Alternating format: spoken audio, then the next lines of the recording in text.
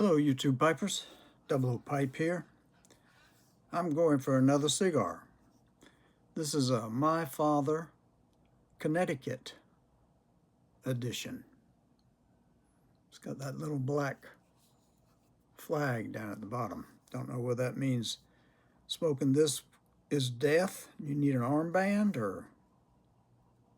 but we'll find out. I should have taken it off before I started, I reckon. Hope everybody's doing all right. I have looked at all the videos that have been made thus far, except one. I think I have one that I need to look at. I don't know what that black band is all about. But there we go. That's off. I have this other little blowtorch that I don't really like, but because it's very painful for you have to, can you see this? You have to push this in. You have to push it in, well, to lift the top up. And then you have to push it in to pull this back, which gives you the flame. And that little thing right there, when it's on the thumb, when you're holding it down, that's kind of painful after about a minute.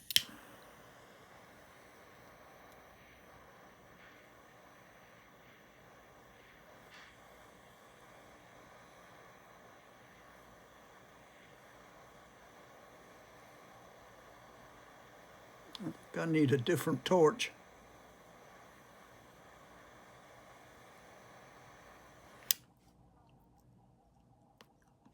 Well, you can't draw it if you don't cut it. I am definitely new to this game.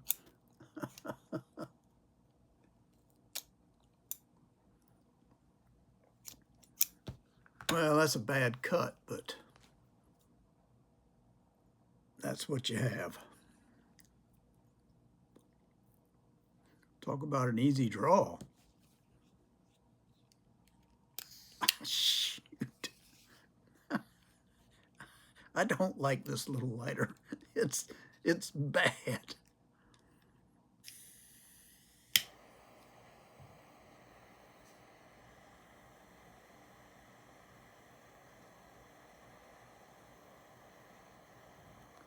Maybe I have to go to a shop to find a good one. I don't know.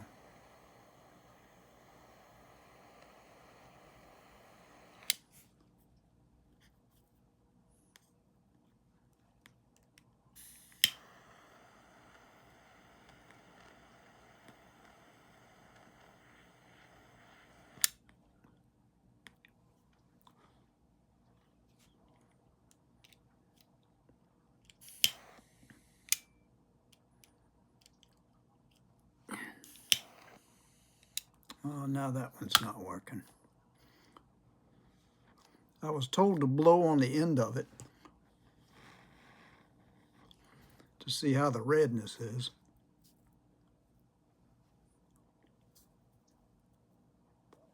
I guess that's not too bad.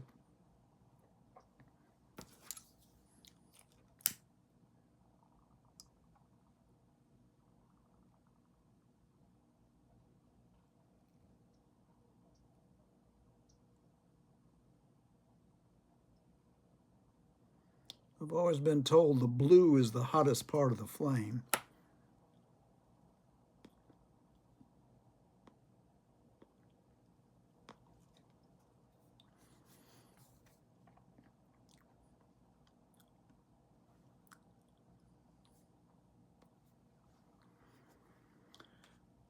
Cup of cha should be coffee, I think. But I've had enough coffee for the day, so I made a pot of tea.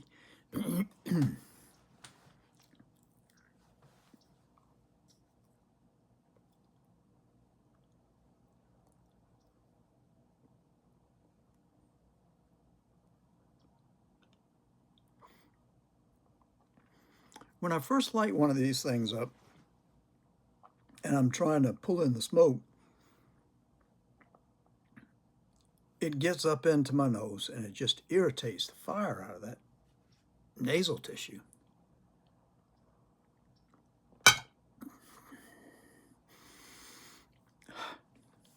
I mean, I'm not trying to put it up there, it just sneaks up there.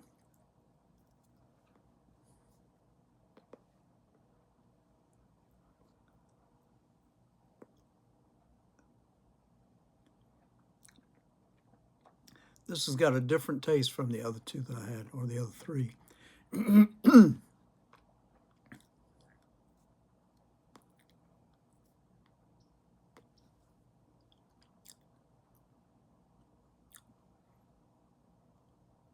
Not bad.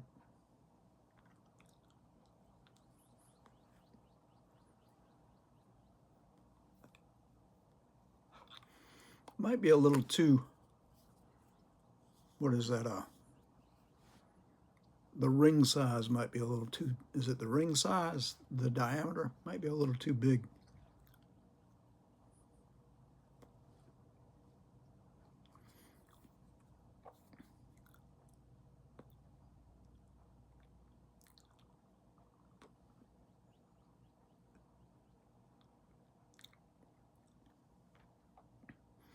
Like I say, I can't distinguish any particular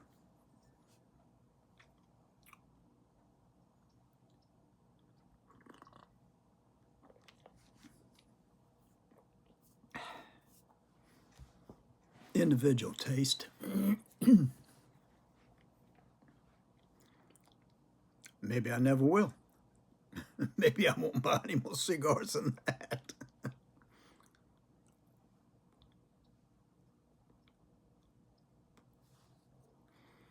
This is definitely one you would want to sit down and take a slow smoke with.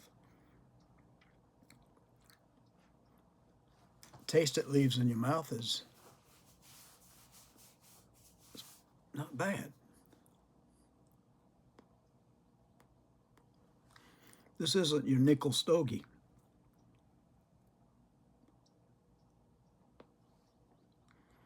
Doesn't taste like burning rope, let's put it that way.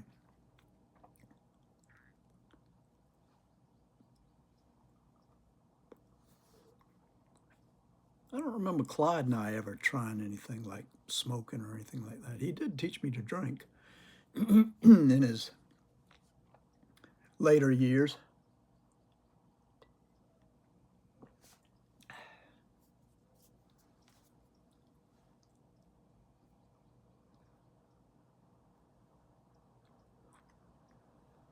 He used to drive a 56 Ford.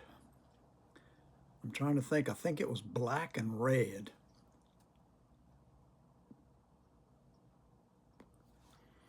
Not quite sure of those colors.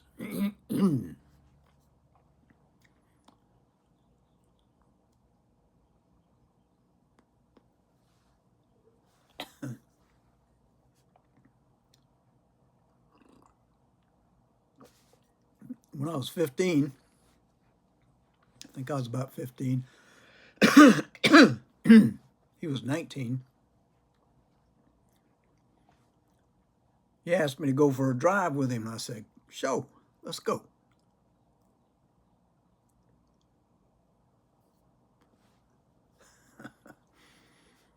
And we rode around for a bit, you know, we just chatted.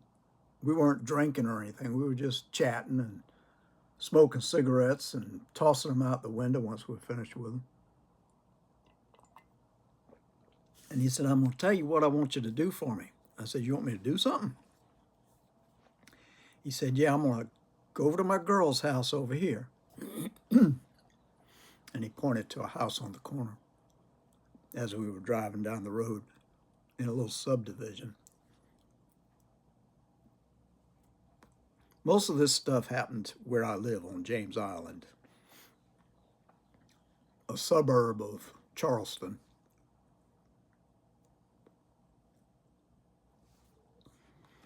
And in this little subdivision, there was a house on the corner, And the girl lived there that he had been dating. And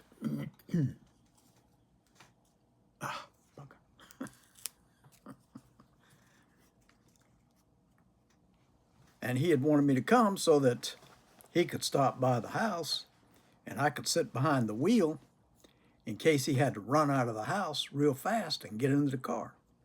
And I said, well, I don't understand. Why do you need me? He said, her daddy hates me. I said, well, why are you going over there then? And he said, because her daddy's gone. The car's not there. I said, oh, okay. So you want me to... He drove up in the driveway and I cut it off and I said, you want me to get over there, sit behind the wheel with the keys in the crank, and if you start running out of that house, you want me to crank it up and you're going to run over to the passenger side and get in, and you want me to drive us away real fast. You pick up on things pretty good, Neff. He said, yeah, that's exactly what I want you to do. I said, you trust me driving your car? He said, in this instance, yes, I do.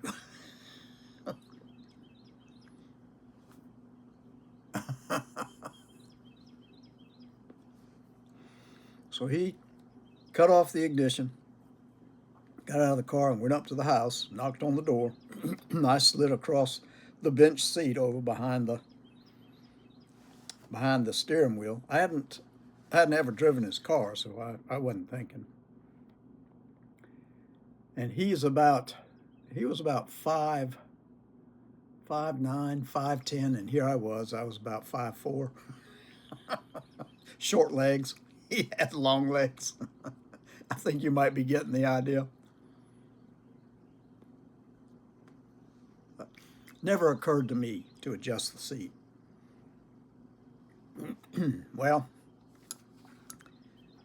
he was in there and I was just sitting there waiting. I waited a lot for him.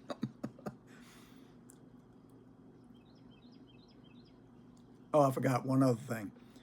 If I saw a certain kind of car that was a green and it was headed that way to look like it was coming to the house, I was to beep the horn twice. I forgot to mention that. Well, after about 10 minutes, maybe 15,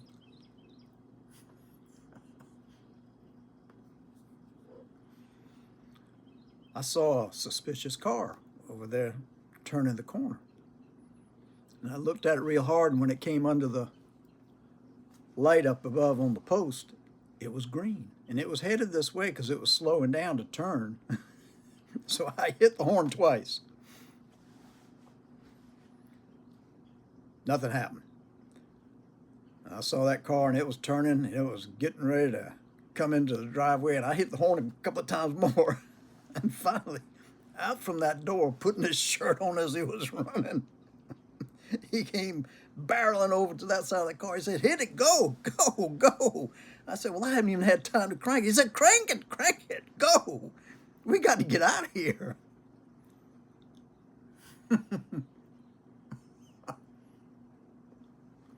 Well, I cranked it. Got that engine running. We didn't have to worry about seatbelts back in those days. It didn't have them. And I grabbed onto the wheel and I was searching the floor for the gas pedal. I had to pull myself up to the steering wheel to hit the gas pedal. And I had put it in reverse and I hit it.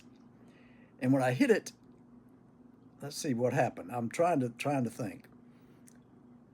It started going back and I really slammed into the steering wheel then. And he said, you got to turn the wheel, turn the wheel. So I looked and I started turning the wheel, took my foot off the gas pedal, and as I was turning the wheel, I slammed back into because the car came to a halt because I had stopped pressing the gas pedal. Well, I got it turned so it was halfway out of the driveway. He said, you got to hit the gas, you idiot. Close to the thing again, I hit the gas again, and just the same thing happened. Only this time I was like this, and the car was turning, backing out. His car was coming up And I was still backing out. He said, you got to turn the wheel and get us out of here. You can't keep backing up. I turned the wheel this way, and I put it down into first, pulled myself up, hit the gas pedal, and that thing lurched forward, and I went back. I hit the back of the seat again. He said, what are you doing, playing? I said, no, I got to reach this pedal. So I pulled myself back up, hit the gas pedal, tried to hold on this time so I wouldn't go sliding back. Hit the gas pedal and kind of tore off down the street. Didn't know what I was doing. The car was more powerful than anything I'd ever driven before. And I was doing this. I had slid back to the back seat again. My foot came off the pedal, and we lurched forward. And I went forward and hit the steering wheel. He said, will you quit playing and drive this car? So I hit the gas again. Bam! I went back in the seat and I was holding on to the wheel like this. Oh, man. Made it down to the end of the road. He said, you got to turn to your left, turn to your left. So I didn't know what the heck I was doing. And I turned it as hard as I could. And we were around that corner. And I was in the back of the seat again. My foot's off the pedal. And he said, will you drive? Quit playing around. So I went up, holding on, sliding up, holding on to that thing, hit the pedal again. And I stayed with it. But I was slipping down and back. I couldn't see over the dashboard. And he looked back and he said, he's not following us. Stop this damn car. So I just took my foot off the, well, it wasn't on the pedal anymore. Anyway, and it just rolled to a stop. He said, take it out of gear. So I took it out of gear. He said, I'm going to come around there.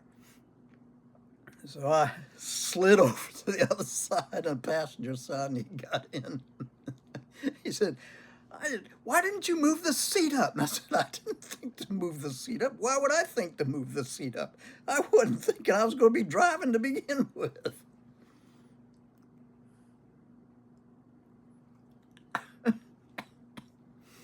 Oh, Lord.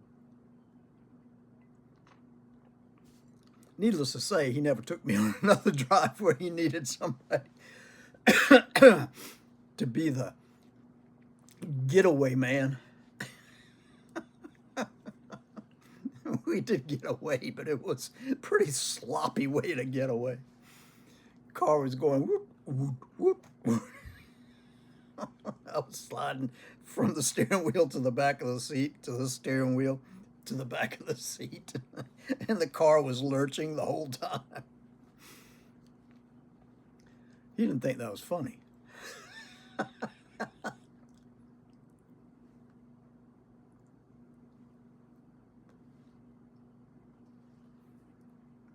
Well, looking back on it, I thought it was funny.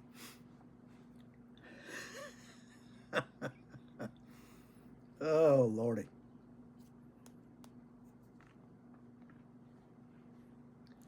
One of Clyde's girlfriends, that whenever we were together, she'd always say, hey, Ricky, and then they'd head off somewhere else, and I'd have to sit down and read a magazine or something while they were doing whatever they were doing, which I had no clue, and I didn't want to know.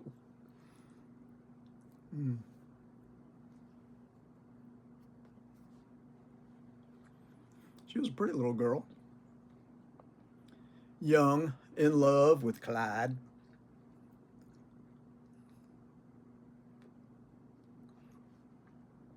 And he loved her just as much as he loved any of the others.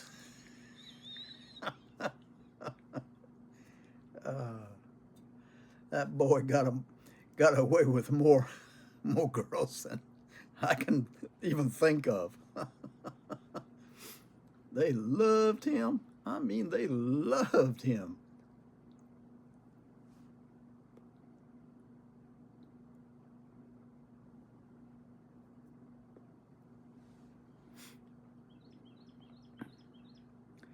Do miss that boy. I never did get to drive his car again. Jeepers. It was a good-looking car, too. Mufflers on it, just growling down the road. No. If you're not familiar with this cigar, My Father, Connecticut edition, I would say it's one you should look into. For somebody who's not really a cigar smoker, it's really nice. I need to see about taking this band off because I'm getting down to it.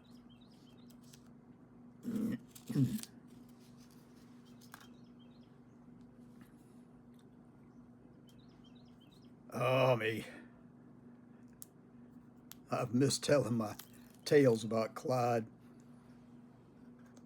I should have told the one about the hurricane, but I don't know why the old Ford came up to mind.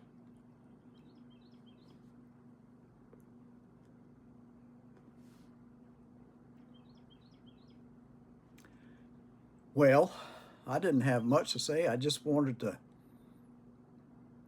smoke one of my cigars that I bought. This is the one thing you can get in the habit of buying. I mean, like I was in the habit of buying all these things, and once you bought it, it's there for practically forever. You've got a collection you've got to put somewhere. These, they're going to go up and smoke. So you're not going to have anything in the end other than the memory of the pleasant smoke you had.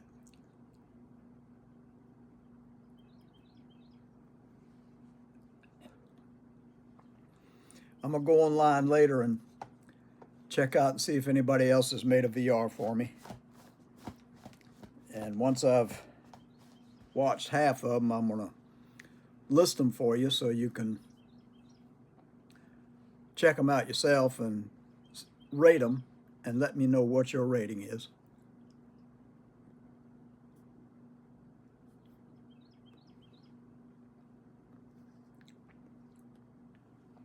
Try this one. I think you'll like it.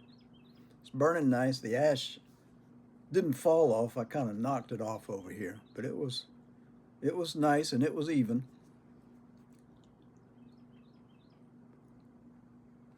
Somebody told me if it starts tasting funny, to blow through it with a flame in front.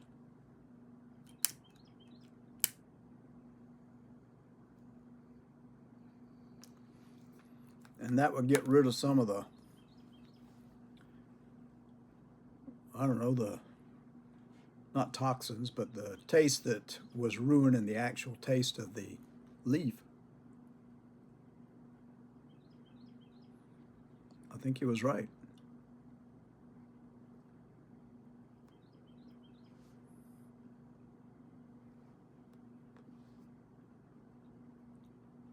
It does taste different.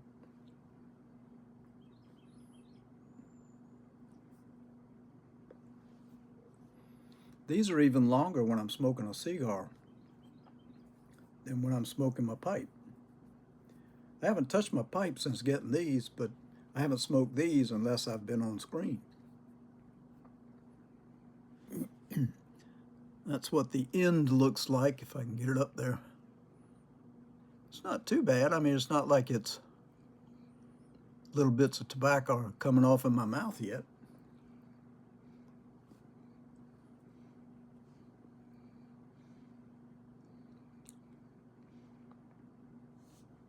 Anybody that smokes cigars, they'll like this one. Once again, it's My Father.